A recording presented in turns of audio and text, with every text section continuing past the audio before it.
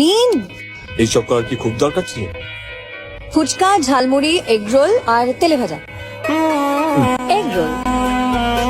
আচ্ছা, আম সরি। দেখুন, আমি জানি আমি একটু বেশি কথা বলি। আসলে চাকরিটা নিয়ে না ডিস্টার্ব আছেন তো?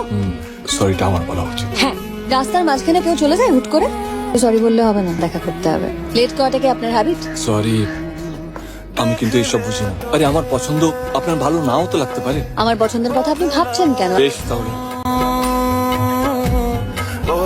আপনার কাল ফ্লাইট কখন? মনে হয় রাততলা দিতে হবে। তাহলে একটা কাজ করুন না, কাল 5টার সময় দেখা করুন। আপনি ওখান থেকে ডিরেক্টলি এয়ারপোর্ট চলে যাবেন আর আমি টিউশনে। বেশ। এরকম চাকরি কেন নিলেন? আমার কথা বাদই দিন। মাকে ছেড়ে কি করে থাকবেন এতদিন? টাকা থাকলেই তো আর ভালো থাকা যায় না। কাছের মানুষগুলোকেও তো লাগে নাকি? জেগে ছাড়ুন এসব কথা। কালকে 5টার সময় দেখা হচ্ছে। কোথায়? তুমি আসবে না আজকে? আমাকে বেরোতে হবে। আজকে আসতে পারবো না, রাখলাম। Hello hello. তুমি এখানে না, মানে আপনি এখানে? তুমিটাই থাক। বিদেশে চাকরিটা ছেড়ে দিলাম, কোথাও যাচ্ছি না। মায়ের জন্য, তোমার জন্য। শ্বশুর বাড়ি যাবি, একা সবকিছু সামলাতে পারবি তো? আমি তো আছি। হ্যালো। শরীর খারাপের কথা বলেছে না? আমি আগে বলিনি তাই খারাপ ভাবলে না তো? এখন এত কথা বলে না লক্ষ্মীটি। আমার জন্য এই কষ্ট পাও, সেটা কি ভালো হবে?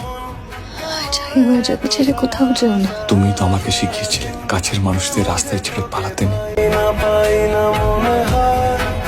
সারাটা দিন